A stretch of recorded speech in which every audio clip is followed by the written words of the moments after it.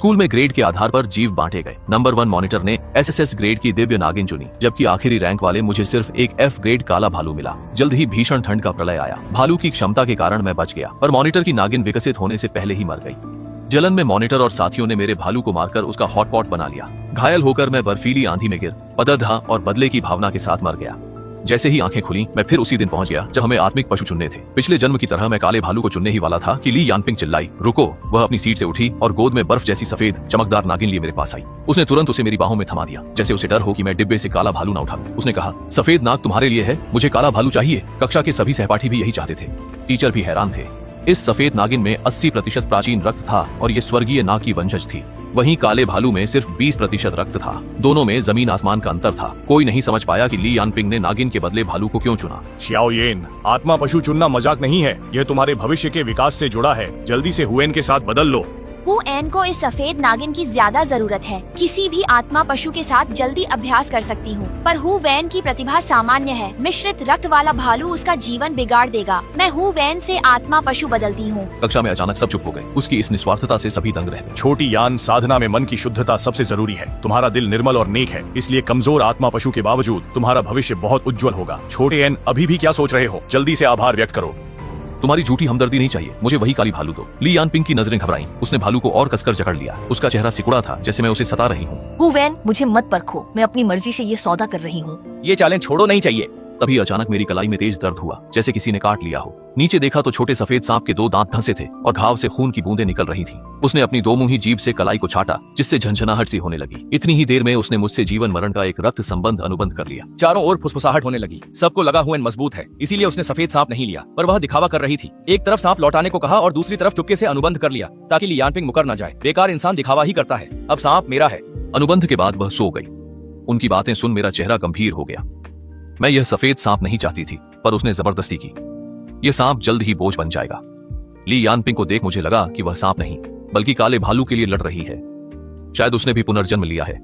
पिछली बार उसने सांप चुना था और मुझे मजबूरी में भालू मिला। तब मुझे नहीं पता था कि जल्द ही भीषण ठंड का प्रलय आने वाला है। दुनिया का तापमान गिरकर -50 डिग्री हो गया और पृथ्वी एक बर्फीला नर्क बन गई। लंबी उम्र वाली सफेद सांप भीषण ठंड में जमकर मर गई, पर मेरी अच्छी देखभाल से काला भालू जल्दी ही वयस्क हो गया। जब प्रतिभा साझा करने की शक्ति खुली तो मुझे प्रलय की ठंड से कोई डर नहीं था। बाद में जब मैं स्कूल टीम के साथ सामान ढूंढने गई तो ली यानपिंग ने कई बार भालू को बहकाने की कोशिश की, ताकि वह उसका साथी बन जाए। बार बार ठुकराए जाने पर उसने गुस्से में सबको उकसाया कि अगर भालू का मांस खा लिया जाए तो ठंड से बचा जा सकता है।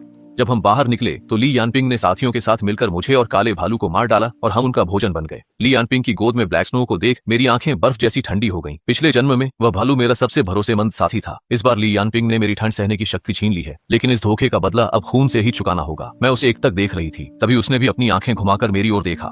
जब हमारी नजरें मिली तो उस छोटे काले भालू ने मेरी ओर ठीक 2 बार पलकें झपकाईं। मेरे दिल में अचानक खुशी की लहर दौड़ गई। यह हमारे पिछले जन्म का एक गुप्त इशारा था कि मुझे चिंता करने की कोई जरूरत नहीं है। यह सोचकर मैंने ली यानपिंग की ओर एक दया भरी नजर डाली। इस काली भालूनी को मैं अच्छी तरह जानती हूँ। वह दिखती भोली है, पर दिल से बेहद शातिर और धूर्त है। मैं काले भालू की आंखों में देख ही रही थी कि अचानक एक ठंडी छोटी जुबान ने मुझे छुआ। नीचे देखा तो मेरी बेकार सी सफेद सांप थी, जो खूबसूरत तो है पर किसी काम की नहीं। अब जागने पर मैं बेकार नहीं हूँ और पुरुष उस काले बदसूरत राक्षस को अब नहीं देख सकेंगे। मैंने उसके छोटे से सिर को हल्के से छुआ। तुम बोल रहे हो? नन्हा सफेद सांप गर्व से मेरी हथेली में कुंडली मारकर बैठ गया। मेरा नाम लिंग जू है। यदि आप मुझे महाराज कहकर संबोधित करना चाहें तो वह भी ठीक है। छोटा नितम, तुम्हें इतनी बचकानी और नादान बातें किसने सिखाई?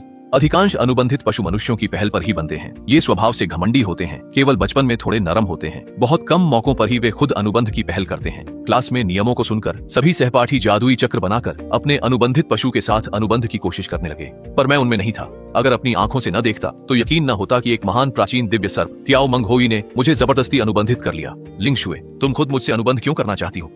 वो औरत, वह बहुत बदबूदार है। बदबूदार? ली यानपिंग तो स्कूल की सबसे सुंदर लड़की है। स्कूल के कई लड़के उसके पीछे हैं और सब उसे खुशबूदार कहते हैं। वो सब तो अंधे हैं, उसकी आत्मा ही गंदी है। तुम्हें कैसा लगा? मेरी गोद में बैठी सफेद सांप मेरी आस्तीन में घुस गई। उसकी आवाज में झिझक थी। तुम ठीक हो? साफ और शांत। बस यूं ही मैं उंगलियों से उसकी चमड़ी सहलाने लगी। उसका स्पर्श अद्भुत था, ठंडा और मुलायम, रेशम जैसा। कभी मैं उसके सिर को छूती, कभी शरीर को। फिर मैंने उसकी छोटी सी पूंछ दबा ली। सब कहते हैं कि सांप की 7 इंच वाली जगह नहीं छूनी चाहिए, पर वह अभी छोटा है, शायद कुछ नहीं होगा। जैसे ही मैंने पूंछ पकड़ी, लिंग शुए का शरीर बिजली सा अकड़ गया और सफेद चमड़ी के बीच की त्वचा गुलाबी हो गई। हल्की परत, रुको। तुम बिल्कुल बदमाश हो। तुमने मेरी इज्जत पर हाथ डाला। वो चिढ़ गया था। मैंने पलकें झपकाते हुए हाथ खींच लिया। बच्चे, ऐसी फालतू बातें मत सोचो। यह देखकर लिन शुए गुस्से से पूरी तरह भर गया। सांप की आंखों पर भी पानी की एक परत सी छा गई और उसने सिसकते हुए अपना सिर घुमाकर मुझसे पूरी तरह मुंह मोड़ लिया। इसी समय ली यानपिंग ने अनुबंध की ड्राइंग पूरी कर ली और तुरंत काले भालू के साथ प्रक्रिया शुरू कर दी। इसके बाद अनुबंध का घेरा काले भालू को ढककर तेजी से घूमने लगा, लेकिन उस घेरे के अंदर भालू ने चुपके से लकीरें बदल दी, जिससे यह सामान्य अनुबंध से मास्टर सेवक अनुबंध में बदल गया, जहां भालू मालिक और ली यानपिंग सेवक बन गई। अनुबंध पूरा होते ही काले भालू ने गर्व से मेरी ओर देखा। मैंने चुपके से अपना हाथ मेज के नीचे छुपाकर उसे अंगूठा दिखाया। इसीलिए कहते हैं, किसी को भी नाराज कर लो, लेकिन ईमानदार आदमी को नाराज मत करो, बुरे आदमी हो। वही नाराज आवाज फिर गूंजी। बिना देखे मैं समझ गया कि ये मेरा घमंडी, शर्मीला और चिड़चिड़ा छोटा शैतान है। मैं बुरा कैसे? मैं लापरवाही से उसके ठंडे तराजू पर हल्के से थपथपा रहा था। तुम तो अपनी पूंछ से दूसरी औरतों को इशारे कर रहे थे, वो भी एक काली बदसूरत औरत से। मैंने बहुत हल्के से कहा, भाई। एक और बात, तुम बेवजह जलने वाली छोटी सी जलनखोर हो। जैसे ही छात्रों ने अनुबंध पूरा किया, क्लास टीचर ने सबको अभ्यास सामग्री दी। मैंने एक स्नैक रख बाकी लिन शुए को दे दिए। उसने 19 स्नैक्स एक एक करके बहुत जल्दी खा ली। मेरी कक्षा से बाहर निकलने से पहले ही सारे स्नैक्स पूरी तरह खत्म हो गए थे। सभी सहपाठी मुझे देखने लगे। हु वेन पागल है क्या? हफ्ते भर की सामग्री और स्नैक्स सांप को खिला दिए। क्या उसने क्लास नहीं सुनी कि आध्यात्मिक पशु धीरे बढ़ते हैं? इतने अच्छे सांप से अनुबंध करना तो बिल्कुल बेकार गया। कुछ छात्रों को ध्यान देना चाहिए, स्नैक्स का हर महीने का वितरण सीमित है। अगर तुमने बर्बाद कर दिया तो स्कूल और नहीं देगा, समझ गए? पिछले जन्म में मैं काले भालू के प्रति उदार था। अन्य छात्र 4 हिस्से खुद रखते और एक पशु को देते, पर मैं आधा आधा बांटता था। पर सफेद सांप को मैंने 19 हिस्से दिए और खुद एक रखा। बाकी छात्रों को मैं पागल लगता था। तभी मुझे याद आया कि लिन शुए ने मेरे साथ गहरा अनुबंध किया है, जिससे हमारे प्राण एक दूसरे से बंधे हैं। अगर वह पिछले जन्म की तरह पहले ही दिन ठंड से मर गई तो मैं भी नहीं बचूंगा। इसलिए अब इस नन्ही पूर्वज की जान सबसे कीमती है। जब बाकी छात्र अभ्यास करने चले गए तो मैं भी सफेद सांप को लेकर बाहर निकल पड़ा। जब मैं ली यानपिंग के पास से निकला, उसने मेरा रास्ता रोक लिया। तुम भी पुनर्जन्म लेकर आए हो, अब मेरी बारी है। काले भालू ने ठंड सहना सीख लिया है। तो अच्छी तरह से जियो, क्योंकि मैं अभी भी तुम्हें खुद विदा करने के इंतजार में हूँ। ली यानपिंग की आंखों में हैरानी आई, जो तुरंत घमंड में बदल गई। मेरे काले भालू की वजह से मैं बच जाऊंगी, पर तुम दोनों तो प्रलय के पहले दिन ही मर जाओगे। सफेद सांप मेरी गोद से आलस में उसकी ओर देखता है, फिर सिर उठाकर ली यानपिंग पर फुफकारते हुए बदबूदार सांस छोड़ता है, जो तुरंत फैल जाती है। ली यानपिंग का आत्मविश्वास टूट गया और वह चीखती हुई पीछे हट गई। मैं ठंडी हंसी के साथ सांप को ले मुड़ गई। अब इतने सारे स्नैक्स कहाँ से लाऊं, ये एक बड़ी समस्या बन गई है। मैं लिंग शुआंग को सहलाते हुए सोच रही थी कि तभी मुझे पिछली जिंदगी की वह आध्यात्मिक नस याद आई, जिसका खुलासा प्रलय से पहले हुआ था। वह अब तक अनखोजी होगी, इसलिए मैं सफेद सांप के साथ तुरंत उस ओर निकल पड़ी। वहां पहुंचकर देखा कि ली यानपिंग मुझसे पहले ही वहां थी। वह एक रईस परिवार की बेटी है, जिसके पास असीमित संसाधन है। मैं बाहरी घेरे में खड़ी देख रही थी कि वह 20 आदमियों के साथ खुदाई कर रही है। मेरी गोद में दुबका सफेद सांप देख रहा था कि कैसे एक के बाद एक चमकदार आध्यात्मिक पत्थर निकाले जा रहे हैं। लिन शुए की आंखें ललचाई हुई थीं, तो मैंने झट से सांप की आंखें ढक ली। मत देखो, यहाँ के रत्नों की क्वालिटी खराब है। मैं तुम्हें कहीं और भी ले जाऊंगी। सफेद सांप को थामे मैं मुड़कर देखती रही। तभी मन में एक खुशी भरी आवाज गूंजी। क्या आप हैं? अब तुम टेलीपैथी जानते हो ली यानपिंग। उसने मुझ पर काफी खर्च किया और जागृति घास दी, जिससे मैं मानसिक संदेश भेज सकूं। आप सफेद सांप के साथ आराम करें, पत्थर निकलने पर मैं आपको बुलाऊंगा। मैं रुक गया और काले भालू की बात खत्म होते ही होश आने पर मैंने देखा कि एक सुंदर छोटा सांप मुझे शक से देख रहा है। लिंग शुआंग मेरी बाह से लिपटी थी। उसका घमंडी चेहरा मेरे सामने था और उसकी ठंडी सांसें महसूस हो रही थी। लिंग शुए भी मुझ पर नाराज थी। तुम्हारी हिम्मत कैसे हुई कि मेरे पीठ पीछे किसी और औरत से बातें की? मैंने एक हाथ से सांप की गर्दन पकड़कर बाह से उतारा और सज्जा के तौर पर उसका चेहरा दबाया। जबान संभालकर बात करो। मैंने तो कुछ गलत नहीं कहा। तुम्हारी आत्मा में एक नर की गंध है, वही काले चमड़ी वाला है ना? ये छोटी सांप तो काफी समझदार है। हमारे दानव अजगर कबीले में रक्त संबंध अनुबंध वाला ही जीवन भर का साथी होता है। उस भालू से कोई रिश्ता मत रखना। मेरे चेहरे पर एक अजीब सा भाव था। लिन शुआंग ने दुखी होकर मुझसे पूछा, छोटे बच्चे, तुम्हारी उम्र ही क्या है? क्या तुम्हें साथी का मतलब भी पता है? तभी अचानक उसकी ठंडी पूंछ मेरे गाल को छूकर तेजी से पीछे हट गई और वह धीरे से फुसफुसाकर बोली, मैंने तुम्हें चाट लिया है, अब तुम मेरे हो। तुम्हें मार्क कर दिया है, अब किसी और को छूने नहीं दूंगी। सांप नहीं कुत्ते हो तुम। मैं वहीं खड़ा रहा और होंठ फड़क उठे। मैंने अपनी आध्यात्मिक शक्ति से भालू के जरिए लिन शुए को कार में पहुंचाया। हम ऐसी चलाकर और तरबूज खाते हुए कार की स्क्रीन पर फिल्म देखने लगे। फिर धीरे धीरे मुझे नींद आने लगी। जब मैं जागा तो आसमान में अंधेरा हो चुका था। वीरान पहाड़ी जंगल में कहीं भी रोशनी नहीं थी, बस चारों ओर गहरा और शांत अंधकार फैला था। ठीक उसी समय भैया जल्दी आओ, वे सब चले गए हैं। मेरे सिर झुकाकर जवाब देते ही लिंग शुए मुझे नाराजगी से देखने लगी। मुझे गिल्टी लगा और उसने मुंह फेर लिया। कोई सफाई मत दो, मैं नहीं सुनूंगी, आज बात नहीं करनी। रात के अंधेरे में मैं सफेद सांप को साथ लेकर धीरे धीरे लिंग माई की ओर बढ़ने लगा। जैसा कि काले भालू ने बताया था, वहाँ कोई नहीं था, बस उसे छिपाने के लिए एक जादुई घेरा बना हुआ था। मुझे वहाँ देख सफेद सांप काफी हैरान थी, पर अपनी बात पर अड्डी वह चुपचाप खड़ी रही। मैं उस घेरे के चारों ओर टहलने लगा। तभी भालू ने उसे खोलकर अपना सिर बाहर निकाला और मुझे हाथ से इशारा किया, भैया जल्दी आओ। मेरी गोद में बैठे सफेद सांप ने जब काले भालू को देखा तो गुस्से में अपनी जीभ बाहर निकाल ली। मैंने झट से सांप का मुंह ढक लिया और भालू की ओर देखकर मुस्कुराते हुए कहा, लिन शुए, ये थोड़ा गुस्से में है। फिर वो काला भालू आगे बढ़कर मुझे रास्ता दिखाने लगा। कोई बात नहीं भैया, आपको भी दीदी से नाराज नहीं होना चाहिए। पर सफेद सांप, बाइशा की आवाज मेरे मन में गूंजी। कमाल है, ये तो ग्रीन टी है। मुझे छोड़ दो, आज मैं उसे जरूर काटूंगी। मैं जिंदा हूँ और तुम मेरे सामने इस काली लोमड़ी से छुपकर मिल रहे हो। मर्दों को बहकाने वाली वो चीज है क्या? मुझे उससे आखिरी लड़ाई लड़नी है। काले भालू के पास हल्की आभा चमकी और उसने सफेद सांप को छोड़ दिया। जमीन पर गिरी लिनशुआंग ने अविश्वास से मुझे देखा। वह बहुत धीमी गति से अपने ठिकाने की ओर बढ़ा और बार बार मुड़कर अनिश्चितता के साथ मेरी तरफ देखता रहा। तुम मुझे नहीं रोकोगे? तुम्हें डर नहीं कि मैं तुम्हारे उस प्रेमी को मार डालूंगा? मैंने भालू की आध्यात्मिक शक्ति देखी। उसकी शक्ति सफेद सांप से 50 गुना कहीं अधिक थी। अब जीत किसकी होगी ये कहना वाकई मुश्किल है। मैं उसे देख मुस्कुराने लगी। कोई बात नहीं, मुझे तुम्हारी ताकत देख लेने दो। अगर तुमने उसे काट कर मार डाला तो मैं सिर्फ तुम्हारी ही हो जाऊंगी। मेरी बातों पर सफेद सांप थोड़ा डगमगाया, फिर काले भालू की शक्ति देख डरते हुए वापस मेरे पैरों के पास आ गया। यह जीव वाकई कमजोरों को दबाने वाला और ताकतवर से डरने वाला है। भालू ने मिठाइयों को 3 हिस्सों में बांटा, एक बहुत छोटी, दूसरी छोटी और तीसरी पहाड़ जैसी विशाल ढेरी थी। लिनशुए उस बड़ी ढेरी को अपनी ललचाई नजरों से देखने लगी। यह सांवला आदमी वाकई तुम्हारे लिए बहुत उदार है। ढेरी की ओर इशारा किया। ये आपकी साधना के लिए काफी है, इन्हें रख लें। उस ढेर पर इशारा कर ये सब दीदी को दे दो। लिंगशुआंग चिल्लाई। शायद यह तुम्हें पसंद नहीं करता, ये तो बस मुझे खुश करने की कोशिश में है। मैंने लिंगशुआंग से कहा, क्या तुम हमेशा प्यार की ही बातें करती हो? वह नाखुश थी पर स्नैक्स खोने के डर से शांत हो गई। फिर मैंने काले भालू से पूछा, क्या सब ले जाने पर ली यानपिंग तुम्हें नुकसान पहुंचाएगी? उसने कहा, अब वह मेरी हर बात मानती है। अगले दिन आध्यात्मिक नस को खाली देख ली यानपिंग दंग रह गई। तुम ये स्नैक्स खत्म कर दिए तो? इतनी छोटी आध्यात्मिक नस तो दांतों में भी नहीं फंसेगी। तुमने ही कहा था कि आधे महीने में ठंड सहने की शक्ति जगानी है। मुझे लग रहा है कि मैं जागरण के करीब हूँ। काले भालू ने सिर हिलाया। यह सुनकर ली यानपिंग का चेहरा कुछ बेहतर हुआ। जागरण अच्छा है पर तुम्हारी रक्त रेखा कमजोर है। इतना खाकर भी शक्ति मामूली बढ़ी। अगर मेरी रक्त रेखा घटिया थी तो चुना क्यों? मैंने मिन्नत नहीं की थी। अब मानसिक दबाव इतना है कि शायद प्रतिभा जागृत न हो पाए। ली यानपिंग ने सोचा, पखवाड़े बाद ठंड खत्म होने पर भालू की यह प्रतिभा बहुत काम आएगी। दबाव मत लो, मेरा वो मतलब नहीं था। अगर तुम्हारी रक्त रेखा कमतर होती तो मैं तुम्हें चुनता ही नहीं। मुझे साधना के लिए बस 10 ट्रक स्नैक्स चाहिए। जल्दी इंतजाम करो, ये ज्यादा नहीं है ना?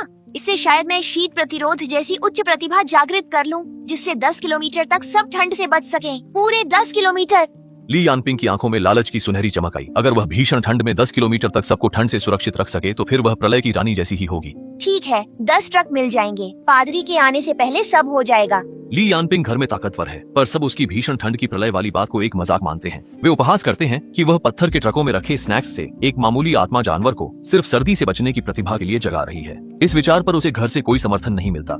ली यानपिंग को अपने माता पिता द्वारा बचपन से दी गई सारी चीजें बेचनी पड़ी, घर, कार, ब्रांडेड बैग और गहने। जब मैंने स्कूल में उसे दोबारा देखा तो वह वही पुराने कपड़े पहने थी और लंच में सिर्फ एक सादा सफेद आटे का बान और पुरानी लाओ गान मा चटनी खा रही थी। साफ था कि उसने अपनी सारी जमा पूंजी काले भालू पर खर्च कर दी थी, पर उसे नहीं पता था कि उसके खरीदे ट्रक भर स्नैक्स में से भालू ने बहुत कम रखे। बाकी 99.99% मेरे और सफेद सांप के पास आ गए। मैंने अपनी साधना और आध्यात्मिक शक्ति के अभ्यास के लिए थोड़े स्नैक्स रखकर बाकी सब सफेद सांप को दे दिए। सफेद सांप ने लिंगशी को तेजी से निगल लिया और वह गहरी नींद में सो गया। उसके पास रखे स्नैक्स एक खिंचाव से तुरंत पाउडर में बदल जाते थे। सांप की साधना से मिली आध्यात्मिक शक्ति ने मुझे पिछली जिंदगी से कई गुना ज्यादा ताकतवर बना दिया है। वहीं ली यानपिंग के पास अब क्लास के बाकी छात्रों से भी कम शक्ति बची है। काले भालू ने एक भी स्नैक खुद पर खर्च नहीं किया और वह उसे धमकाता है कि अगर उसकी प्रतिभा जागृत नहीं हुई तो वह उसे पहले ही चेतावनी दे रहा है। सब कहते हैं कि ली यानपिंग अब बेकार हो गई है। स्कूल के पहले दिन सबसे कमजोर भालू चुनने के बाद से उसकी मानसिक स्थिति ठीक नहीं थी। इन अफवाहों और कानाफूसी के बीच ली यानपिंग बस वो बोली, देख लेना, बाद में सब जान जाएंगे कि मैं ही सही थी। एक रात अचानक तापमान तेजी से गिर गया और दुनिया भर में बर्फ गिरने लगी। जून में बर्फ गिरना सबको बहुत अजीब लगा, लेकिन अगले दिन दोपहर तक जब वैश्विक तापमान -20 डिग्री पहुंच गया तो लोग धीरे धीरे चिंतित होने लगे कि कहीं कोई बड़ी आपदा तो नहीं आने वाली। बर्फ लगातार तेज होती जा रही थी, रुक नहीं रही थी। लोग बर्फीले संकट से डरे। अनहोनी के डर से स्कूल ने छात्रों को वापस बुला लिया।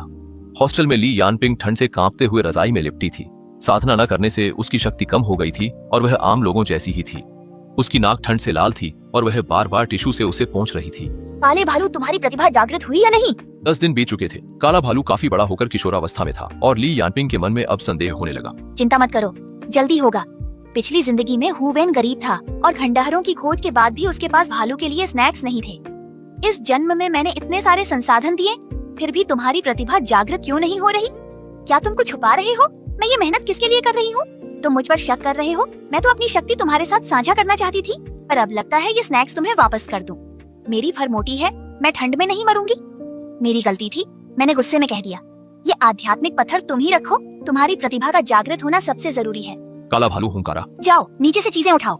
नाश्ता चबाते समय काले भालू ने ली यानपिंग के शरीर में थोड़ी सी गर्माहट भेजी। उसे डर था कि असली प्रलय आने से पहले ही कहीं वह ठंड से न मर जाए। इस गर्माहट को महसूस कर ली यानपिंग का शक अब पूरी तरह दूर हो गया। अनुबंध के अनुसार साधना के दौरान दोनों एक दूसरे को अपनी शक्ति का 10वां हिस्सा लौटाते हैं। भालू से मिली बेहद कम शक्ति से यह साफ था कि उसने खुद भी बहुत कम आध्यात्मिक ऊर्जा ग्रहण की है। ली यानपिंग को यह नहीं पता था कि काले भालू ने कम आध्यात्मिक शक्ति नहीं ली थी, बल्कि उनके बीच हुए मालिक सेवक अनुबंध के कारण शक्ति लौटाना पूरी तरह उस भालू की मर्जी पर ही निर्भर था। उधर दूसरे डॉर्मेट्री में मैं बिस्तर के सहारे बैठकर फिल्म देख रही थी और कमरे के सारे स्नैक्स खत्म हो चुके थे। कालीन पर सो रही वह सफेद सांप अब शावक अवस्था से बाहर निकलकर वयस्क बन चुकी थी। बाल्टी जितनी मोटी और बर्फ जैसी सफेद चमकती हुई मैं बिस्तर से उतरकर उसकी फांकों को छूती हूँ और उसके भीतर की जबरदस्त जीवन शक्ति को गहराई से महसूस करती हूँ। दीवार पर टंगी घड़ी की सुइयां धीरे धीरे 12 के करीब पहुंच रही थीं। असली प्रलय अब शुरू होने वाली थी। इस जीवन में सफेद सांप प्रलय के पहले दिन ठंड से नहीं मरेगी। 12 बजते ही घड़ी की आवाज गूंजी और तापमान अचानक गिरकर -50 डिग्री हो गया। मेरी आध्यात्मिक ऊर्जा और सफेद सांप की शक्ति के कारण मैं इस ठंड को नजरअंदाज कर सकती हूँ। बाहर बर्फ एक मंजिल तक जम चुकी थी। क्लास टीचर ने ग्रुप में चैन मैसेज शुरू किया ताकि सब अपनी स्थिति बता सकें और जरूरत पड़ने पर स्कूल बचाव कार्य शुरू कर सके। स्कूल में स्टाफ की कमी के कारण मैं स्वयं सेवक बन गई और अलग अलग हॉस्टल में जाकर सामान बांटने लगी। जब मैं ली यानपिंग के कमरे के बिल्कुल पास पहुंची तो मैं वहां से सीधे नीचे कूद गई। बाद में जब कई छात्राओं ने ग्रुप में सामान मिलने की पुष्टि कर दी तब ली यानपिंग ने मुझसे पूछा मेरा सामान कहाँ है? मैंने ग्रुप में तस्वीरें बतौर सबूत भेजी कि ली यानपिंग ने सुपरमार्केट से सामान स्कूल में जमा किया है। स्कूल ने कहा कि भारी बर्फबारी से सामान की बहुत कमी है। क्या ये सामान उन लोगों के लिए नहीं होना चाहिए जिन्हें इसकी सबसे ज्यादा जरूरत है? सभी छात्र ग्रुप में मैसेज करने लगे। क्या मॉनिटर को पता था जो उसने इतना सामान लिया? क्या वह ऐसा कर सकती है? आखिर यह भलाई के लिए था। सोचिए, वो सामान के लिए लड़ रही है और लोग उसे नैतिकता पर परखने लगे। मुझे फंसाकर खुद क्यों छुप रही हो? ठंड खत्म होने का पता था ना, अपना जमा सामान सबको बांटती क्यों नहीं? मैंने नूडल्स के 2 खाली डिब्बे बाहर फेंक दिए। मुझे नहीं पता तुम किस भीषण ठंड की बात कर रही हो। सबको पता है कि मेरे घर की हालत खराब है। मॉल में सेल देखकर मैंने बहुत सारे इंस्टेंट नूडल्स खरीदे और सहपाठियों में बांट दिए। सबको मिले 10-10 पैकेट हुए ने अपने पास से दिए हैं। सहपाठियों के तानों पर ली यानपिंग जवाब नहीं दे पाई और ग्रुप में सब चुप हो गए, लेकिन मुझे प्राइवेट मैसेज करने लगे। खिला दो, भले ही अच्छी छवि बना ली, पर तुम्हारा वो बेकार सफेद सांप अब तक ठंड से मर चुका होगा। ये सोता हुआ सफेद सांप बिल्कुल एक पौधे जैसा लग रहा है। बंद आंखों के बावजूद इससे निकलती प्रबल आध्यात्मिक ऊर्जा साफ बताती है कि यह जीवित है। असंभव, ये वीडियो रिकॉर्डेड है। वो कमजोर सांप इतनी ठंड में अब तक मर चुका होगा। जम्हाई लेते हुए मैंने यानपिंग का मैसेज अनसुना कर दिया। सुरक्षा के बावजूद इस ठंड में मुझे कंपकंपी हो रही थी। जैसे ही मैंने कंबल के लिए अलमारी खोली, एक जानी पहचानी गर्माहट मुझ में समा गई। यह काले भालू की शक्ति थी। आश्यों, बिना अनुबंध के भी तुम अपनी तकनीक मुझसे साझा कर रहे हो। अब मैं ठंड सह सकता हूँ। तभी मुझे याद आया कि काले भालू की क्षमता केवल ठंड नहीं बल्कि शक्ति के साथ ठंड सहने की थी। पिछली जिंदगी में मेरी सीमित ताकत और स्नैक्स की कमी से वह पूरी तरह जागृत नहीं हो पाया था। तब उसने मुझे बचाने को जबरन आधी अधूरी क्षमता ही जागृत की थी। ली यानपिंग अब कैसा है? भालू ने विजुअल शेयरिंग शुरू की। उसे भरोसा था कि अब वह सर्दी से नहीं डरेगा, इसलिए ली यानपिंग ने अतिरिक्त रजाई नहीं ली थी। इस वक्त वह खुद को पतली रजाई में लपेटे हुए थी और उसका चेहरा ठंड से नीला था। क्या तुम्हारा संकल्प पूरा नहीं हुआ? कहते हुए काला भालू बिस्तर पर कूदा और उसे अपने नीचे दबा लिया। फर्श से टकराते ही हड्डियां टूटने की आवाज हुई और ली यानपिंग दर्द से दांत पीसने लगी। सुनो, मेरे पास एक अच्छी खबर है। मैंने जागृति में सफलता पाली है। ली यानपिंग की आंखें चमक उठी। वह भालू द्वारा बिस्तर से गिराए जाने की बात भूल गई। जल्दी करो, मुझे ठंड लग रही है। मैंने तुम्हें जगाने के लिए अपनी सारी जमा पूंजी और टॉफियां खर्च की हैं। मैं तुम्हारी मालिक हूँ। हमारे अनुबंध के मुताबिक तुम्हारी शक्ति पर मेरा पूरा हक है। ली यानपिंग ने अनुबंध के जरिए भालू की शक्ति लेनी चाहिए, पर उसे एहसास हुआ कि वह इसे सक्रिय नहीं कर पा रही है। अपनी आंखें खोलकर तो देखो, आखिर हमने क्या अनुबंध किया है। अनुबंध को ध्यान से जांचते हुए ली यानपिंग ने वहाँ 2 जादुई संरचनाएं और उनमें की गए बदलावों को देखा। देख लिया, यह मालिक सेवक अनुबंध है। तुम मेरी क्षमताएं साझा नहीं कर सकते। ली यानपिंग बेसुध रह गई। तुमने भी हस्तक्षेप किया था। सिर्फ मैं ही नहीं, हुएन भाई भी पुनर्जन्म ले चुका है। पिछले जन्म में तुमने हमें मारकर खाया था। अब हमारा बदला लेने का समय है। भले ही तुम्हारा पुनर्जन्म हुआ हो, हु एन का अनुबंध उसी बेकार सफेद सांप से है। सांप के मरते ही अनुबंध के कारण हु एन भी मर जाएगा। ली यानपिंग की आंखों में डर था, पर भालू बिना और बात किए चला गया। भीषण ठंड के कारण अब तापमान का विवरण नहीं दिया जाता। पिछली बार की तरह बिजली, पानी और इंटरनेट पूरी तरह ठप हो गए। इस रात के बाद कई लोग फिर कभी नहीं जागे। 5 दिन और बीत गए। स्कूल का अनुशासन बिगड़ गया था। छात्रों का सामान खत्म होने पर वे दूसरों का खाना छीनने लगे। बाहर कुछ ताकतवर छात्र मुझ पर नजर गड़ाए थे। भालू की ठंड से बचाने वाली और सांप की प्रचुर आत्मा शक्ति के कारण अब शिक्षक भी मेरे मुकाबले नहीं थे, इसलिए मुझे कोई डर नहीं था। बाहर दरवाजा पीटने की आवाज के बीच मैंने अपनी हथेली में शक्ति जुटाई ही थी कि अचानक एक ऊर्जा की लहर महसूस हुई। अचानक मेरे कमरे से एक ऊर्जा लहर फैल गई और बाहर अफरा तफरी मच गई। कंबल पर कुंडली मारे सफेद सांप की दिव्य चेतना से आवाज गूंजी, दफा हो जाओ। उसकी ठंडी आवाज सुनकर लोग घबराकर भाग गए। मैंने उसे सहलाते हुए पूछा, लिन शुए, क्या तुम जागने वाली हो? उधर ली यानपिंग के हॉस्टल में घुसे लोगों को काले भालू ने भगा दिया। ली यानपिंग जमीन पर पड़ी थी और उसकी टूटी हड्डियों के घाव से बदबू आ रही थी। मई बेहोश होने ही वाली थी। तभी भालू ने थप्पड़ मारकर उसे जगा दिया। वो भालू अपनी पिछली जिंदगी की यादों के कारण बहुत बदला लेने वाला था। झांग ने ली यानपिंग के साथ मिलकर अपने दुश्मनों को ढूंढ निकाला, फिर स्कूल में बचे उन लोगों को भी मार डाला जिनसे उसका कोई बैर नहीं था। अब काले भालू ने खुद को छिपाना छोड़ दिया और अपनी स्किल 15 का इस्तेमाल किया। पूरे स्कूल में हर किसी के शरीर में एक गर्म लहर दौड़ गई, मानो कोई दैवीय कृपा हो। मरणासन ली यानपिंग को भी आखिरकार सर्दी से राहत मिली। दूसरों के लिए यह आशीर्वाद था, लेकिन उसके लिए यह जीवन शक्ति को तेजी से खत्म करने वाला मौत का फरमान था। न केवल हड्डियां, उसकी आंतें भी पहले ही फट चुकी थीं। ठंड ने सड़न रोकी थी, पर अब सब कुछ माइक्रोवेव में डिफ्रॉस्ट की तरह पिघलने लगा। ली यानपिंग के अंग असंतुलित हो गए। वह सुन्न पड़ी शरीर घसीटती रही जैसे कोई आरामदायक आसन ढूंढ रही हो। उसकी इंद्रियों से बैंगनी बर्फ बहने लगी और मरते वक्त उसकी आंखें खुली रहीं। मरना अच्छा रहा। उस सुबह शरीर में गर्माहट महसूस हुई। आंखें खोली तो खुद को एक कोमल शरीर से लिपटा पाया। वह सुंदर चेहरा, दूधिया त्वचा और थकी पर आकर्षक आंखों वाला था। उसकी बंद पलकें तितली के पंखों सी थीं और सफेद बाल झरने की तरह मुझे ढके हुए थे। उसका गर्म शरीर चांदनी सी परी जैसा था। मेरे हिलते ही उसकी कांपती आंखें खुली, जिनमें अमानवीय पुतलियां थीं। जानी पहचानी खुशबू पाकर मैंने पुकारा, लिंग शुआंग। उसके होंठों पर मुस्कान उभरी। वह झटके में पलटकर सीधे मेरे ऊपर सवार हो गई और ठंडी हवा मेरी त्वचा से टकराई। साथ ही उसके शरीर की ठंडी और गर्म खुशबू मुझे घेरने लगी। जब वह झुककर करीब आई, उसके सफेद बाल मेरे चेहरे पर बिखर गए, जिनमें भीनी खुशबू थी। मैं घबराकर उसे देखने लगी। उसका सुंदर चेहरा करीब था और त्वचा जेड जैसी पारदर्शी और मोहक थी। उसकी पीठ के पीछे सफेद सांप की पूंछ लहरा रही थी और उसकी आकर्षक आवाज मेरे कानों में गूंज उठी। क्या उस आदमी ने इन सम्मानित महाशय को फिर से याद किया? आदमी और महाशय शब्दों से मैं समझ गया कि यह लिन शुए ही है। मैं शांत होकर उसे देखने लगा। तुम्हें आखिरकार जागने की फुर्सत मिली। वह हल्के से हंसी। उसकी हंसी बहुत मधुर थी। क्या तुम इस महाशय की चिंता कर रहे थे? अगर तुम मर जाती तो मुझे भी तुम्हारे साथ दफन होना होता। वह झुककर मेरे चेहरे को चूम लिया। तुम्हारा मुंह सख्त है। मैंने उसे धकेला। लिन शुए, रूप बदलने के बाद क्या यही पहला काम था? लिन शुए और गहराई से हंसी। ये पहली बार नहीं था। इन्होंने पहले तुम्हें चाटा है। हम मुहर लगा चुके हैं। इतने दिनों बाद वह इसलिए जागी क्योंकि वह अपनी जन्मजात प्रतिभा को जागृत कर रही थी। लिन शुए का खून शुद्ध होने से इसे जगाना बाकी जानवरों से मुश्किल था। अच्छा हुआ कि वह सफल हुई। लिन शुए, तुम्हारी प्रतिभा क्या है? उसने लापरवाही से पूछा। क्या? मैंने उसे अजीब नजरों से ऊपर नीचे देखा तो उसने मुझे घूर दिया। तुम क्या सोच रहे हो? बात करते करते पता नहीं कब बाहर की बर्फ रुक गई थी। भारी बादल एक एक करके छंटने लगे और आसमान में बहुत दिनों बाद सूरज निकला, जिसकी गर्माहट धरती पर फैल गई। मैंने स्कूल के अंदर से खुशी की आवाजें सुनी। देखो, सूरज निकल आया। पारा ठंडा नहीं रहा। बढ़िया। अंततः प्रलय का समय खत्म होने वाला है। लिन शुए शांत हुई। ध्यान याओ मंग, प्राचीन दिव्य पशु, मेरी जन्मजात शक्ति सब जीव है। लिंग शुए का चेहरा कान के पास था। उसकी सांसें गर्दन पर महसूस हुईं और सांप की पूंछ कमर पर लिपटकर कसने लगी। हुएन, मैंने पूरी दुनिया को बचाया है। अब तुम मुझे क्या इनाम दोगी? मैंने खिड़की के बाहर जीवंत संसार को देखा, फिर पास बैठी इस सुंदर स्त्री को। मैंने हाथ बढ़ाकर उसके माथे को छुआ। छोटे बच्चे, क्या सोच रहे हो? लिन शुए गुस्से में मुझे घूर रही थी। उसकी सफेद सांप की पूंछ पीछे हिल रही थी, पर उसकी चांदी जैसी आंखों में मुस्कान थी। तभी बाहर से एक परिचित आवाज आई, भैया।